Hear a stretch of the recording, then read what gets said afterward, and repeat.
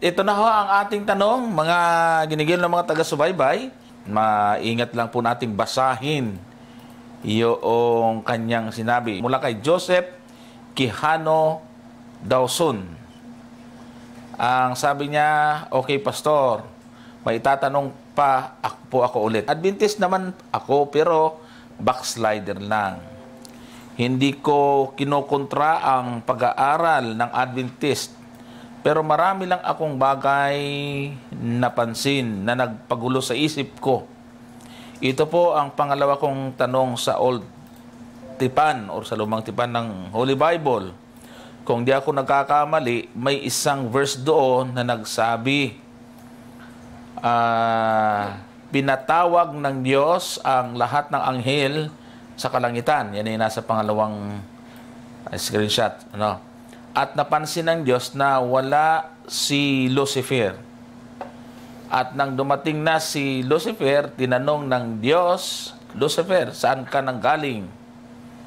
Sumagot siya, ako'y naparoon at panaog sa mundo. Ayan. Follow up na tanong. Ayan. So, ito yung sabi dyan sa pangalawang, follow-up na tanong. Itong text na ito ay alam ba ninyo? Ayan, nasa Job yan, chapter 1. Basahin natin mamaya. Tapos pangalawa, ito ba ay nangyari na o hindi pa? Yung pangalawa niyang tanong. Kasi yung unang niyang tanong ay kung alam ba natin yon. Pangalawa niyang tanong ay nangyari na ba yon? Pangatlo, ang nagtukso kay Adan at iba na ahas, malaking dragon ba?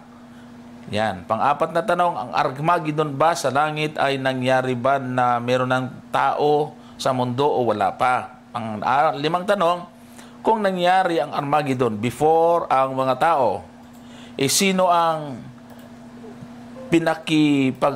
pinapanhikmanaog ni Lucifer sa lupa kung wala pang mga tao? Number 6, nasa kabila na uli, ginawa ang mundo sa loob ng 6 na araw, kasama ang mga laman nito, pati na sina Adan at iba. Merong paliwanag si Brad Soriano patungkol dyan at napakalinaw ng paliwanag niya. At pinatunayan ng mga teksto sa Bible. Kung alam nyo ang video na yon, pwede nyo panoorin.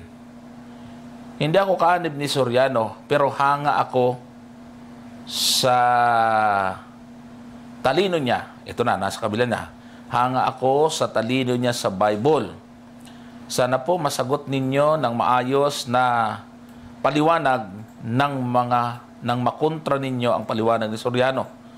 Pili nyo sa online ito gawin, sa live ninyo para marami ang makarinig. Salamat po. Okay. Ayan, Brother Richard, na-message ko sa iyo yung tanong nito.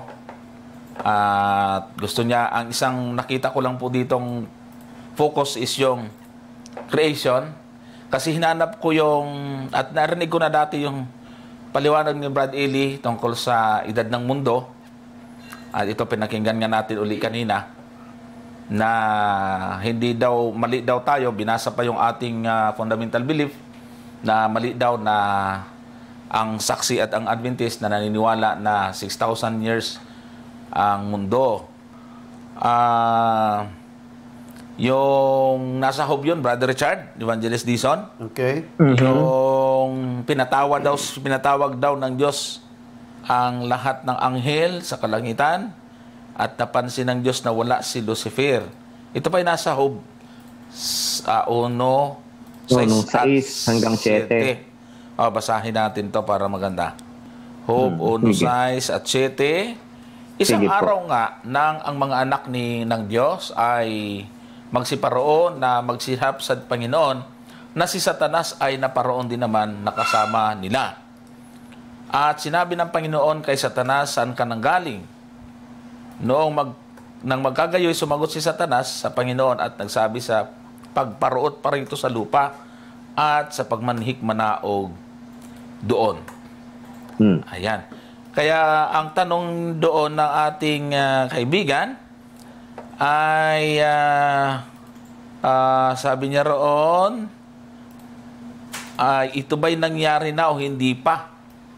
Yung nangyari doon kay Job, ay nangyari na yon, Brother Richard, kasi nga si Job obvious. Oo. Obvious nangyari yan. At saka maliit ang panahon, kakontemporary ni Moses itong si Job. Pagkakaiba kasi natin, sa panahon niya sa kay Brother Eli, hindi pa naitahagi si Satanas. Hindi pa naihagi si Satanas dito sa panahon na isulat ito kay Job. At saka kay Adan at Eva, hindi pa raw naihahagis. Yan ang alam kong paniniwala niya. Brother Johnson, hindi pa siya hinagis, Lucifer pa siya. Oo. Satanas na nga paano hindi pa inihagis, kalaban na nga. Oo nga, sa talatang 7, sinabi ng Panginoon kay Satanas. Oo, kaya malilito din yung ating kapatid na nagtanong kasi ang ginamit niya, Lucifer. Kapatid, yung Lucifer, ito yung hindi pa naihahagis si Satanas. Pangalan niya. Pero dito sa Job, ay Satanas na ang banggit. Satan. Obvious, naihagis na. Naihagis na siya. Nagkaroon na tapos na yung labanan sa langit. Siya po ay naitapo na sa lupa. Doon sa pinanood naming video ni Brad Eli, wala namang mga talata. Walang mga talata siya ginamit. Ewan ko kung iba, pero alam ko, yung tungkol sa creation, yun na yun. Ipinangginggan natin yung Evangelist Dizon. Tama. So, yun yung isang bagay na atin pong ipaglilingkod. At ang pangatlo niyang tanong, ang nagtukso kay Adan at Eva na ahas, malaking dragon ba? Kasi nasagot na natin yung pangalawa, di ba? Naihagis na yun talaga. Naihagis na. Tapos na. Ang nagtukso kay Adan at Eva ay naahas, malaking dragon ba? Kasi yan isa sa mga mga bagay na nagpapabibigyan ng pagkakaiba sa ating paliwanag at sa kay Brad Eli. Yung nagtukso kay Adan at Eva, maliit na ahas lang yun. Pero alam naman natin, ang gumamit sa kanya ay si Satanas. Medium. Si Satanas. Kaya pinasukan siya. Kaya binansagan si Satanas na matandang ahas. Na Diablo at Satanas. Tama. Nasa pahayag 12:9 yan. Yan. So dito malinaw na ang ating sagot dito, ang nagtukso kay Adan at Eva na ahas ay hindi dragon, no? Ahas lang 'yon. Pero sa Revelation, ginagamit ang dragon at matandang ahas kay Satanas. Kasi nga ginamit na medium ni Satanas yung ahas na tumukso kay Adan at Eva. Tama. Ayan. Tapos, ang pangapat niyang tanong, ang Armageddon ba sa langit ay nangyari ba na meron ng tao sa mundo o wala pa? Ayan, doon na medyo nalito ang ating kapatid. So, ang Armageddon, kapatid, ay hindi yun yung nangyari sa langit. Yung Armageddon, ay yan po ay nasa pagbuhos ng ika-6 na salot, Brother Richard. Basahin nga natin to. Ito po, nasa 16:12 po yan ng Apokalipsis, yung Armageddon. Yan po ay pag-ibuhos ang ika-6 na salot. Sabi po rito, at ibinuhos ng ika-6 ang kanyang mangkok sa malaking ilog, Euphrates, at natuyo ang tubig nito upang mahanda ang dadaanan ng mga haring mula sa sikatan ng araw. Nakita kong lumabas sa bibig ng dragon at sa bibig ng hayop at sa bibig ng bulaang propeta ang tatlong espiritu karumaldumal na gaya ng mga palaka, sapagkat sila'y mga espiritu ng mga demonyo na nagsisigawa ng mga tanda na pinaparoonan nila ang mga hari sa buong sanglibutan upang tipunin sa pagbabaka sa dakilang araw ng Diyos na makapangyarihan sa lahat. At narito, ako'y pumaparito gaya ng magnanakaw, mapalad siyang nagpupuyat at nag-iingat ng kanyang mga damit, na baka siya'y lumakad, nahubad at makita nila ang kanyang kahihiyan. At tinipon sila sa dako sa Hebreo na tinatawag na Armageddon.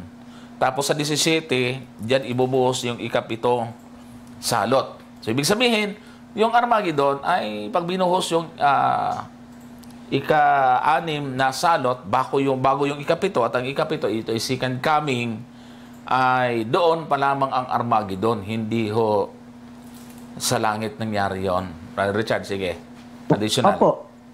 Oo, kasi kung pagbaba ka sa langit, hindi naman tinawag yun na Armageddon, Brother Johnson. Tama. Ang maliwanag, kung ating lang babasahin, ang nasa 12 nga po ng pahayag, ipinakita doon na merong pagbaba ka, Brother Johnson. May paglalaban doon sa langit.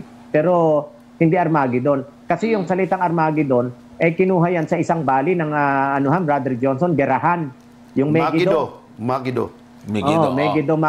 Megiddo. O yan. Bali of yan, talagang battle. So wala namang bundok ng Valley of Megiddo sa langit, Brother Johnson. Wala nga. Hindi po talagang masayang Battle of Armageddon yung nangyari doon sa langit. Kundi talagang purely ang sabi doon, digmaan, merong pagbabaka, may labanan sa pagitan ng anghel ni Miguel at ni Satanas, Brother Johnson. At eto nga, na ihulog sa lupa, sino? Si Satanas. At binanggit din po yan ng ating Jesucristo sa 10:18 ng Lucas. Nakita niyang parang lintik si Satanas na nahulog mula saan? Mula sa langit, Brother Johnson. So kaya yung term na Armageddon, for me historically, walang batayan na sa langit yan nangyari. Sa lupa, marami na talagang battle sa Megiddo, Brother Johnson. Evangelist Dison. Tama. Talagang may mga kasaysayan na talagang lupa yan ng gera o lupa yan ng labanan. So hindi ko lang alam kasi sabi nga humahanga ito kay Brother Eli Soriano. Hindi ko nga alam kung naipaliwanag ni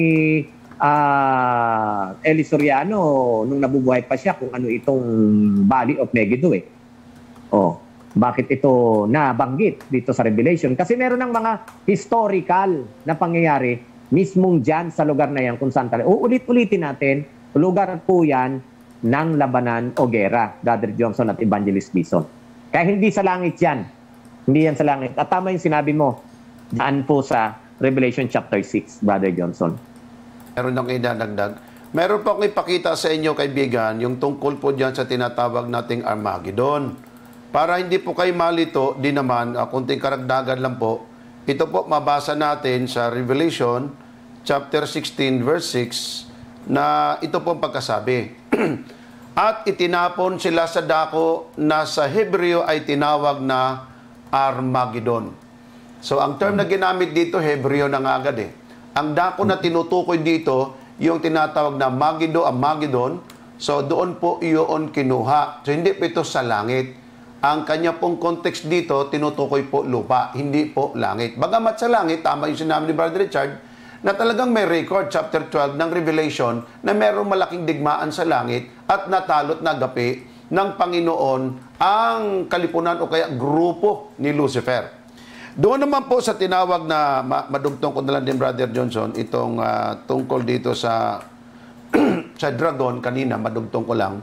Revelation 12 verse 9, the huge dragon was thrown out, that ancient serpent named the devil, or Satan, that deceived the whole world. He was thrown down to earth, and all his angels with him. So dito natin makita na ito palang dragon, ito pala yung devil, ito yung Satanas. Well, ito din po yung ahas. Pero hindi po dragon, as per dragon sa ating pagkakilala, nandoon nakalambitin sa kahoy at nanukso kay Eva.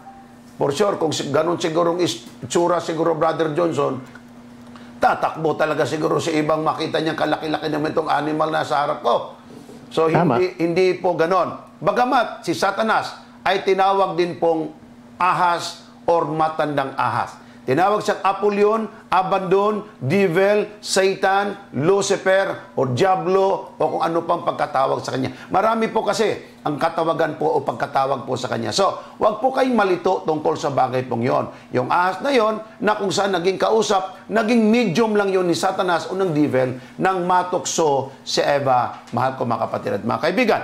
So, wag po kayong malito tungkol sa bagay yan at patungkol po sa Armageddon, sa langit po ba ito? Ang tukoy po sa atin ng Biblia, sa lupa po yan, hindi po sa langit. At least may mga talata kaming ipinakita po sa inyo at malinaw naman po yan. Okay? Ayan. Ang isusunod nating tanong niya ay yung pang-anim na ginawa ang mundo sa loob ng 6 na araw kasama ang mga laman nito, pati si Adan at si Eva. Tapos sabi niya ay ang paliwanag daw ni Soriano doon ay maganda. At kayo na bago tayo nagsimula, pinakinggan namin Evangelist Dizon yung video ni Brad Eli at tinulig sa yung Adventist at saksi. Erroneous daw yung paniniwala na 6,000 years.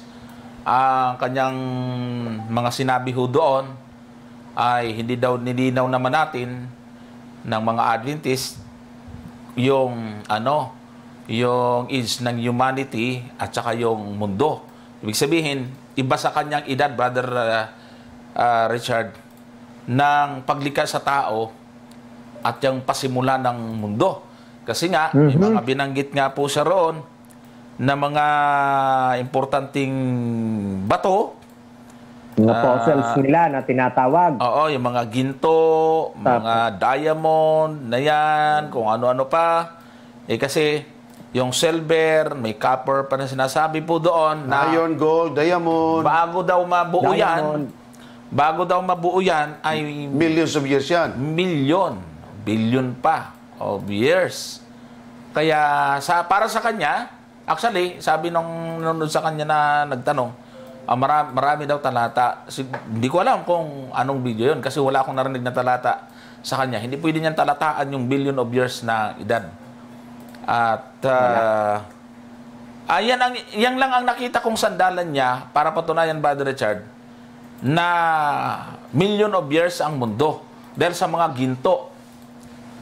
At sabi pa nga niya, nagbabase siya sa realidad ng mundo para mas maging kapanipaniwala. So, kung pagbabasihan, lalo na siguro yung carbon dating at mga ginto, bago nga naman mabuo yan,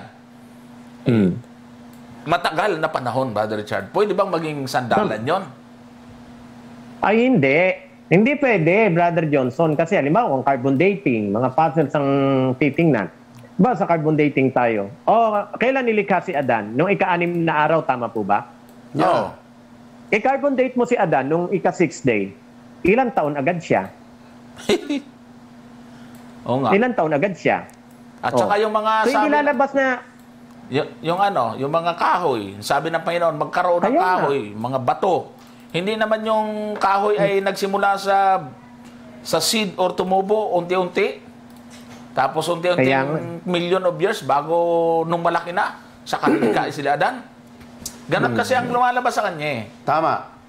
Gusto ko lang mapuntahan, Brother Richard, Brother Johnson, yung kanyang pinagbabasihan kasi nga ang mga ginto, diamond, yung binabanggit niya gold, silver, diamond, iron, copper, ay hindi daw yan mabuo, Brother Richard, Brother Johnson, kung hindi millions of years. Yan nga.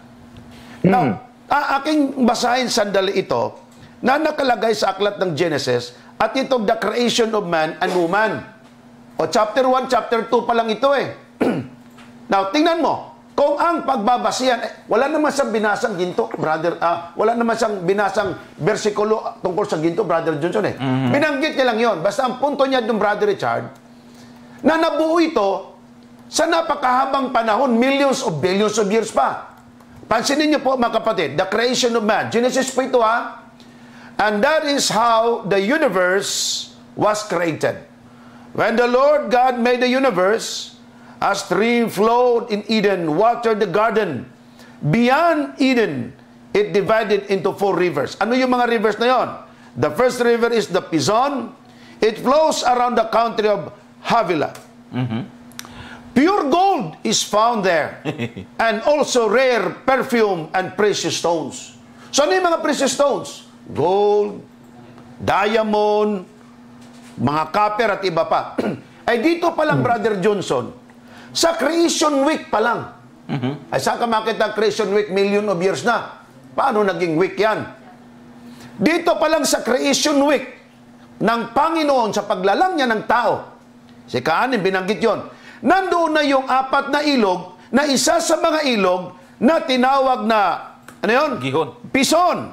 Pison. Na nandoon around the country of Havilah, mayroong mga pure golds and precious stones. So, ibig sabihin, kung sakyan natin na millions of years ito, bago nagkaroon, ibig sabihin ng Diyos pala, hindi naglalang sa sa 6 na araw hanggang sa 7 araw. Ang kinalalabasan nito, Brother Richard, ang Diyos ay naglalang ng millions. Kung ang ating pagbabasihan ay yung mga ginto, mga copper, iron, diamond na sinabi niya. Ang sabi niya, hindi kasi naintindihan ito ng mga sabanista eh. Yan sabi niya eh. Ayan. Erroneous yung kanilang doctrine. Bakit? Aba, brother, reality lang. Term niya doon ay, nagbabase lang ako sa Bible and reality. Pero wala sa versikulo binanggit. Wala. Wala rin sa versikulo binasa. Tayo meron. Kwento lang. Tayo meron. Ngayon, sabi niya reality. Totoo naman din, di ba, Brother Richard, na kung ginto ang pag-uusapan, mamatagal nga naman ang process niyan. Pero nasabi mo na, nung ipinanganak si Adan, hindi naman sanggol eh. Yung mga kahoy. Hindi naman pitos Yung mga eh. kahoy doon naman. Correct! Yung mga kahoy, yung mga bundok, yung mga bato, i-carbon dating mo yun, Lahat ilang taon na yan. Pero sa Diyos, ano na araw pa lang? Carbon dating mo, ilang millions of years na yan. May bundok na eh. Alam nga, mga bundok, dandahan, tumutubo para i-carbon dating mo. Brother Johnson, i-carbon date nila yung araw, buwan, bituin, nung panahon ng creation. Oo. I-carbon date nila, ika-4 na araw nilikha yun. Ilang milyon na kayang panahon ng Mikiral yun, kung ika-carbon date nila. Isa pa, Brother Johnson, Evangelist Dison. Una, lumalabas parang mahina yung Diyos nila. Pangalawa, makikita natin na malayo talaga sa katotohanan yung sinasabi nila. Alam niyo, Brother Johnson, kung bakit? Yung mga binanggit nilang yan, mahalagang pa to. Kahit sa New Jerusalem, makikita yan. Ano ibig mo sabihin? Yung lilikhaing New Jerusalem ng Panginoon, ng mga haliga galing sa iba't ibang Billions of years? Tapos yung pintuan, Brother Johnson, yung 12 gates, yung perlas, ay yari sa 12 malalaking perlas, yung 12 gates. Tapos yung daanan, yung highway, ay made of pure gold. Hindi ito yung pure gold na tindahan, ha? Tunay ito talaga na ginto. yung tunay na ginto. Ibig mo sabihin, milyon taon pa ang hihintayin natin para lang malikha ito ng Diyos. Abay, Hindi pwede yan, Brother Richard. Hindi po pwede yan. Pag ganyan ng Diyos nyo, suluhin nyo. Tandaan natin, mga kapatid. Tandaan po natin, mga kapatid, na yung creation, binanggit sa chapter 1, pero binigyan ng detalye sa chapter 2. Correct. Tama. Ito yung detalyado, kaya nga yung operyan dito, nalito din eh. Meron daw 2 creation din dyan sa kanya. Tama. So dito ay binibigyan ng detail, at yung detalye, yung mga ginto-ginto na yan, dito sa chapter 2 ito, binanggit. Kaya nga sa talatang 5 ng Kapitulo 2, ay binabanggit dyan, inulit niya sa panahong iyon, wala pang kahoy, wala pang tumutubo. Tapos ang pagkakasunod-sunod po dyan, makikita natin, hanggang na doon sa mga talata na binasa ni Evangelist Dison, na sa 9, pinatubo na yung kahoy. Pagkatapos may ilog doon sa talatang 10. Yan, lumalabas sa Eden, dumidilig sa halamanan. Tapos, yun na yung sa 11, na yan na yung pison. Tapos, merong ginto. Yan. Ay, hindi pa nga tapos yung creation, may ginto na eh. Kita mo? Sa kanya, million of years na. Hindi po pwede yan, Brother Johnson. Ang patunay niyan, na sa creation week yan, pakitingin mo nga yung verse 15. Tinan mo. Okay. At kinuha ng Panginoong Diyos ang lalaki at inilagay sa halamanan ng Eden upang kanyang alagaan at ingatan. Napaka-priskong creation yan. Tama. Tapos ang iyong pagbabasihan ay ginto, diamond, na dapat yan ay millions and billions of years. Reality daw eh. Reality. Wala na sa Biblia. Ngayon, itong taong naghahanga-hanga po kay Mr. Soriano, mag-isip po kayo. Kasi matured na lahat eh. Si Eva, pinatulog lang si Adan. Oo nga. Kasi maya-maya, pagkatapos, nandyan na. Dalaga na. Pwede na mga anak eh.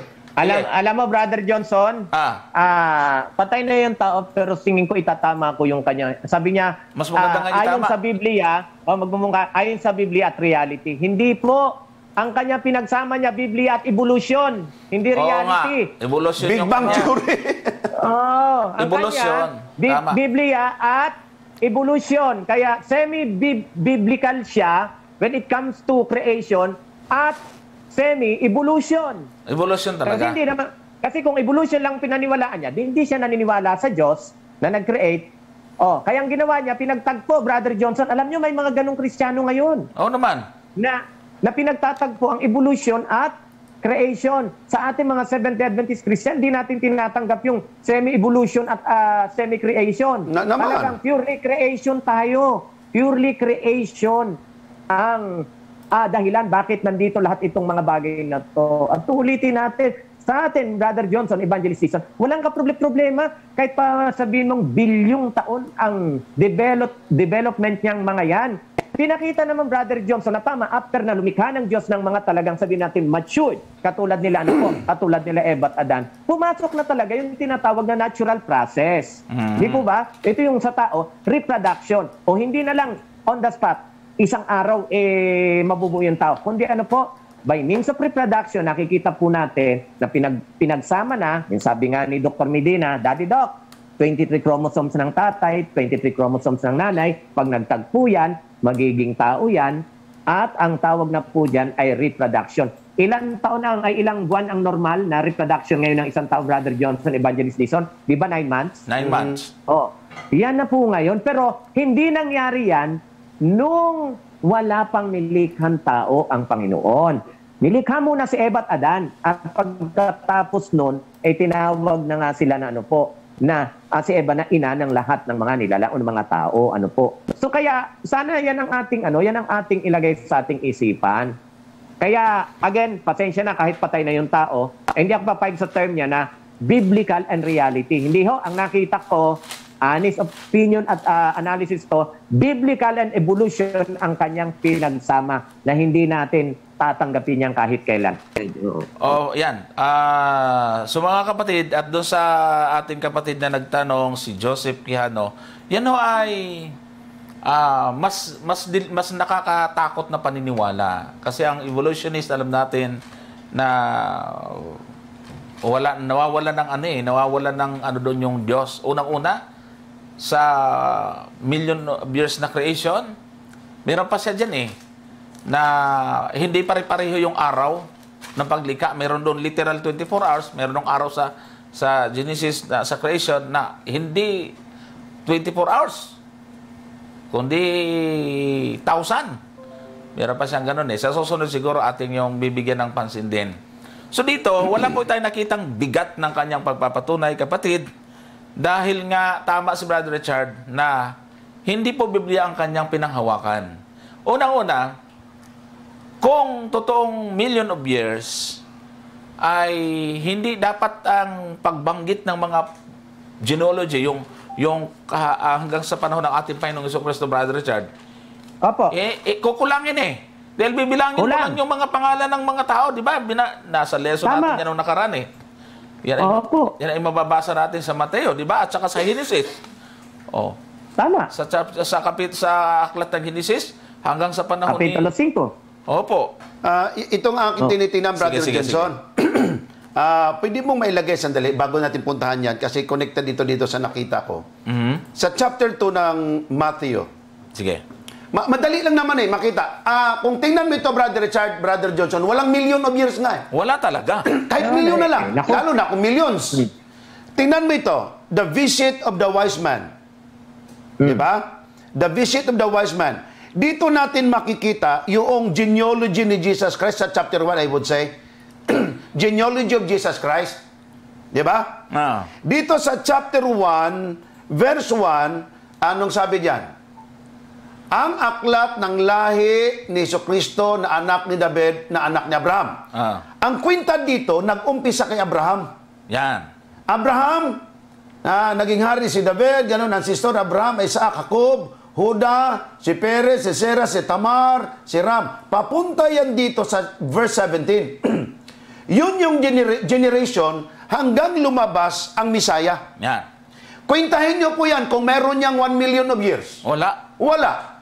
Okay. Galing naman dito kay Abraham, kung puntahan natin ang chapter 5 ng Genesis, ito na yung papunta sa Diyos kay Adan.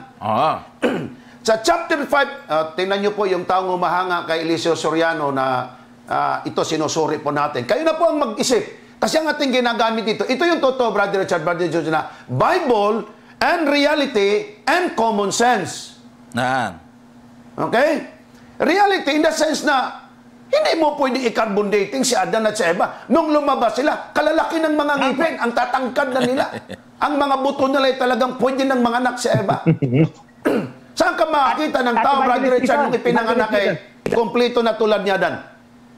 At Evangelist Dizon, Evangelist Dizon, tandaan mo, yung creation alone ni Eva ay pinugot na siya sa ano, ha? Pinatulog lang yun, ha? Pinatulog lang yun.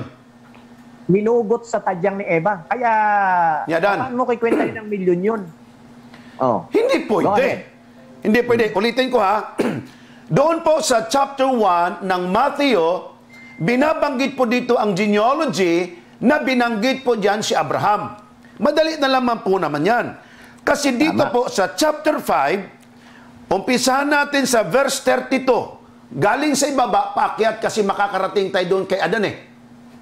Nandaan sa verse 32, binanggit po dyan si Lamech sa 31 and 32 na umabot ng 777 years. Sa yung pang-8 generation.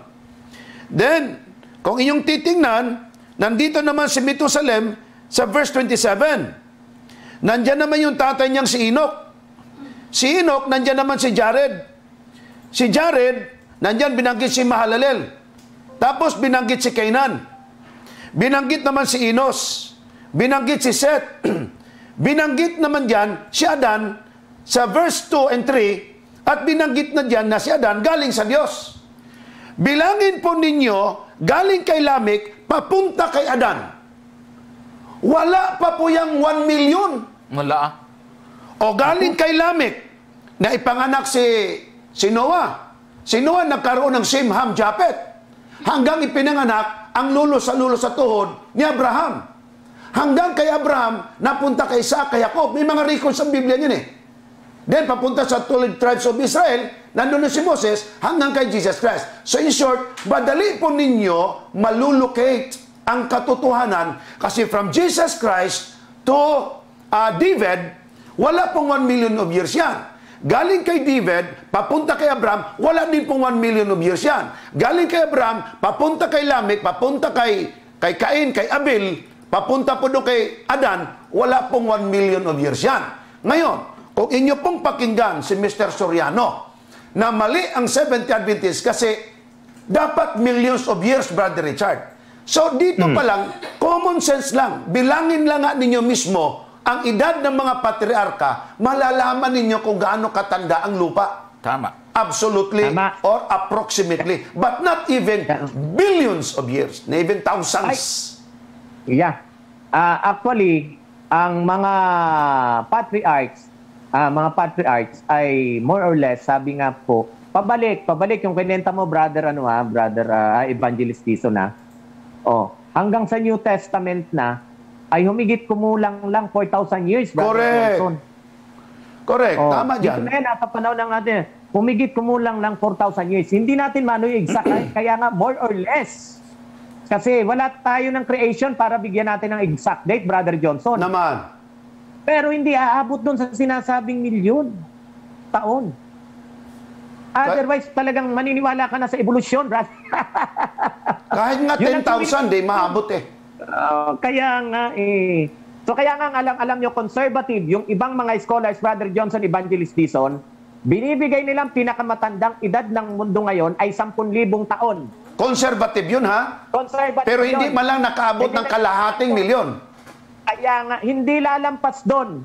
Hindi lalampas doon. Kung pagbabasihan, tama nga yan, yung genealogy, Brother Johnson at Evangelist Dizon, na iyong tinalakay ngayon, pabalik at pababa. Ha? Tama. Pabalik at pababa. Kung kay kwentahin nga talaga, kaya hindi nagkakamali, sinasabi, paniniwala ng Seventh-day Adventist na more or less ang mundo ngayon ay umiidad ng 6,000 taon. More or less. At wala ngang makaka-sure, but conservative na pag-aaral, ang mga naniniwala sa Biblia, more or less ang mundo, kung creation account, Evangelist Dizon at Brother Johnson ang pag-uusapan, hindi yung evolution natin, hindi mga carbon dating na yan, ay talagang mga nasa 10,000 years lang pinakamatanda. Pero kung ako, very conservative yan. Very conservative. Pero kung ako talagang mga nasa around 6,000 years patungo sa 7,000, Brother Correct. Johnson. Diyan ako, Ayon dyan sa 6 to edad. 7. Oo. Oo, ayon dyan sa mga edad na pinag-usapan. Bagamat di mo makuha yung exact, common sense lang, doon lang talaga. Kung naniwala tayo sa record ng Biblia. Oh, kasi hindi naman talaga. Kaya halimbawa, ang ating Jesucristo, sabihin mo eksakto, ay nung binyagan nga, 30 taon ayon sa sinapantaha. Ibig sabihin, Brother Johnson, Evangelist Tison, Hindi exact. yun, calculation yun, hindi eksakto kung 30 years, 2 months, and 1 day. Hindi po, 30 years old, ayon sa sinapantaha. So more or less, yun po ang sinasabi doon. So yun din ang ating sinasabi. Yun ang edad ng ating Jesucristo bininyagan at lahat-lahat, nandun yung mga witness, more or less pa rin yung ginamit, ayon sa sinapantaha. Hindi yung eksakto na ganun talaga siya. So, ganun din naman. Wala naman akong nakikitang mali. Kaya nga, hindi ko rin masisi yung, again, yung mga nag-aaral po ng Biblia talaga, conservative, pinakamatanda, 10,000 years old lang ang mundo ngayon. Pero kung pagbabasehan uli, yung sinabi nga ni Evangelist Tison kanina, yung mga edad-edad na yon, ako'y naniniwala, nasa 6,000 years pa lang going to 7,000. Yun naman po ay personal ko na ring pag-aaral sa bagay na yan. Okay, dugtungan ko konti mga kapatid ha. Sa chapter 5 ng Genesis, i-run off kalong itong aking sinabi kanina.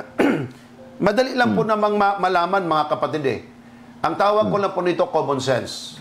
Lalo tigit po kayo pong humanga kayo. Wala naman tayong problema. Mga artista nga hinangaan hindi nga Bible ang tinuturo No problem tayo doon. Ang paghanga that is free. That is free. Ako din naman hanga Ako hanga ko kay kay President Duterte sa tapang niya. Pero hindi naman sabihin nyo ng akin na lang susundin sa lahat ng panahon at hindi naman tama din yun. Tingnan nyo po. Galing kay Adan na nilikha ng Diyos, ipinanganak ang mga lalaki at babae. So, nandyan po si Seth, nandyan na po si Enos. Ulitin ko, pabalik naman ako kasi kanina pakyat Kay Canaan, Mahalalel, si Enoch, then si Jared, and then si Methusalem, si Lamech. Si Lamech, ang kasunod kay Lamech, si Noah na, si Noe. Si Noe, may 3 anak na si Simham Japet. Sa chapter 7, nagkaroon ng baha. Chapter 8, paghupa. Ang chapter 9, pinagpala si Noe. Pagdating sa chapter 10, dumami ang lahi ni Noe. Sa chapter 11, nagkaroon ng turi ng Babel. Sa chapter 12, lumabas na si Abraham na binanggit ng bagong tipan. So, si Abraham lumabas na. Pagdating kay Abraham, naandyan na po ang kwento patungkol kay Isaac, kay Jacob, sa 12 tribes of Israel, hanggang dumating po sa bagong tipan. So, anong punto po dito, mga kapatid? Paano na isingit yung million of years? Correct! Ang term pang ginamit niya, Brother Johnson, antiquity. Hindi naman kasi naintindihan din ng iba kung ng antiquity. Aki ipakita sandali kung anong meaning ng antiquity. Ang intindi nila, napakahirap na word na lang talaga to. Ito, sa definition ng from Oxford Languages, ang ibig sabihin ng antiquity, the ancient past, Greeks, ancient past, Egypt, ancient past, Mahorabelo, ancient past.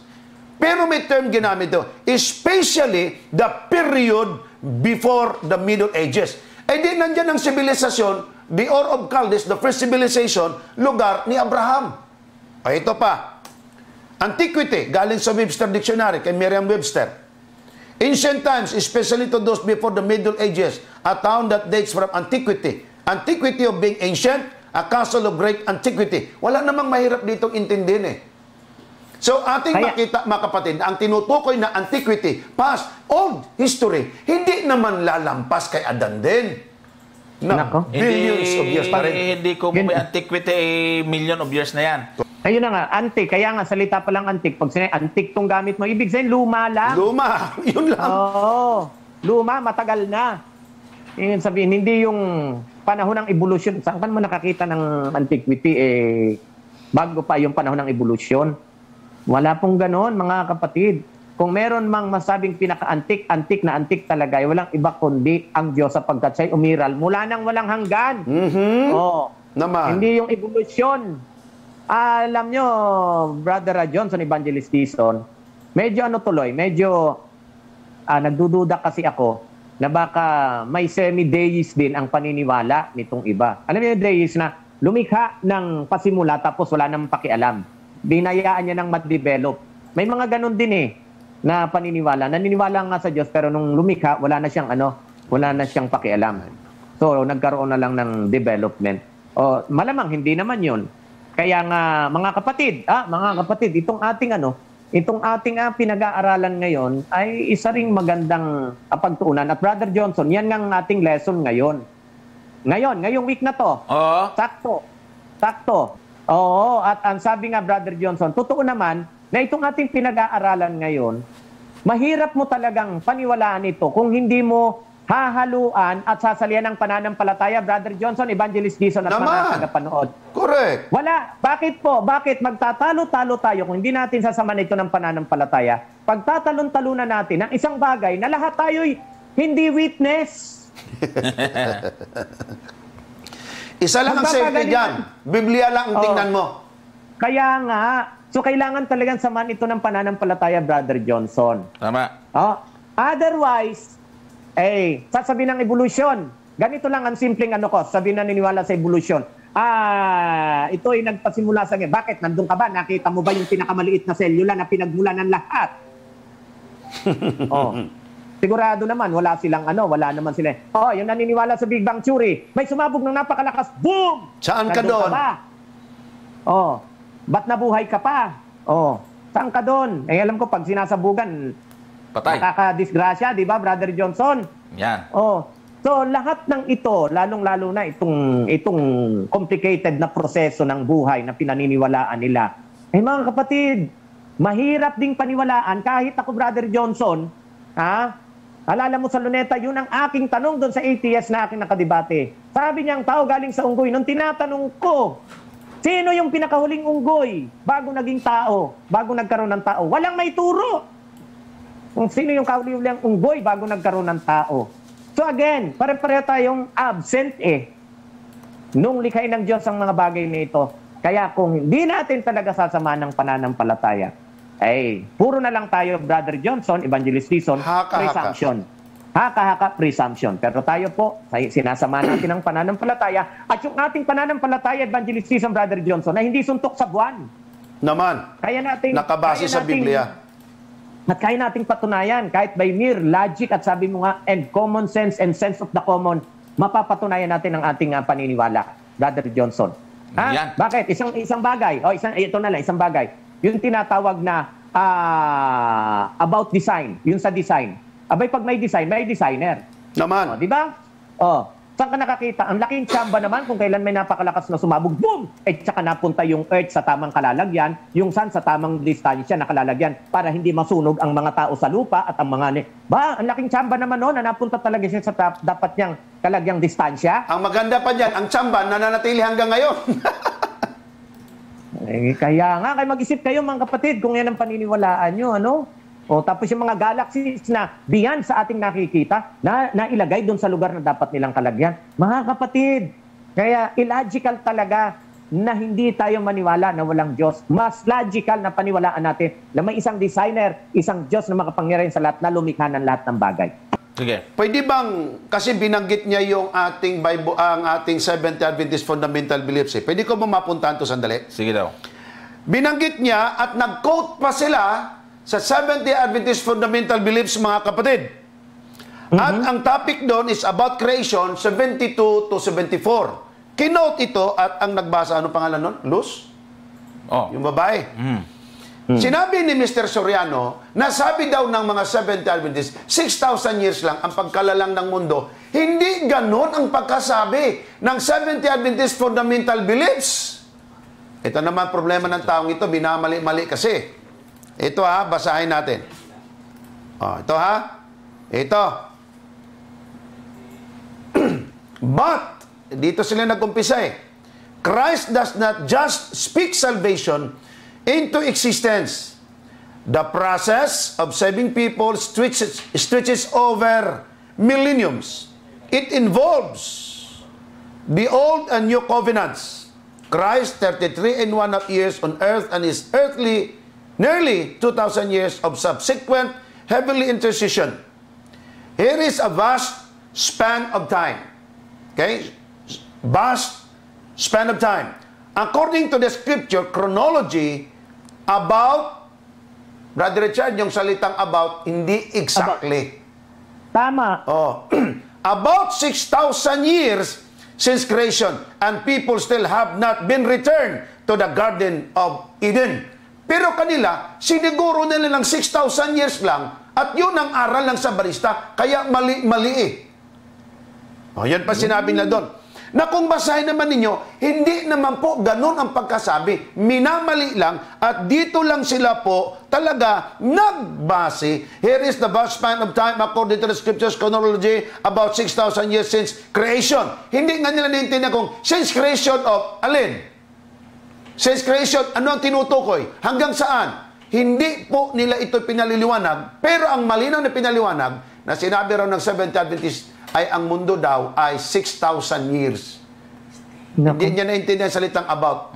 Kaya nga, kung ating tingnan, Brother Richard, tama yung sinabi mo.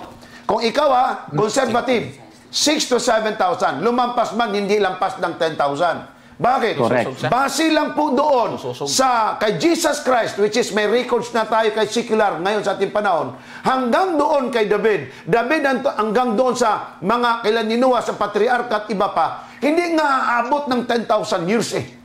Merong nasa linya na gustong magsusog, isang kapatiran yata natin ito. Hello po, Apo. Anong pangalan po nila? Melvin po, Melvin. Brother Melvin. Melvin Ochinang. Taga saan ho kayo, kapatid? Dito sa Katanawan, Quezon. Oh, Quezon. Okay, sige po. Katanawang Quezon. Okay. Ano po yung inyong share? Sir, gusto ko lang pong baka sakali makatulong. Sige po. Kasi po, marami tayong mga Adventist na teacher. Ako po isang teacher. At ang tinuturo ko po ay science. Opo. So, doon sa libro po talaga na tinuturo sa school, talagang, evolution talaga po ang itinuturo. Talaga naman, totoo yan. Opo. At ang mga topic po tungkol doon sa plate tectonic at saka doon sa evolution. Talagang, pag po sinundan yung libro, may tuturo natin sa batang mali. Kagaya ng meron kaming isang facilitator na doktor na nagturo sa amin. Tinanong ko siya pagkatapos ng aming seminar kung siya ay Kristiyano. Sabi naman niya, Kristiyano siya. Tapos tinanong ko kung naniniwala sa evolution kasi yung tinuturo niya. Ang sabi niya, oo daw. Tapos naniniwala po kayo sa creation.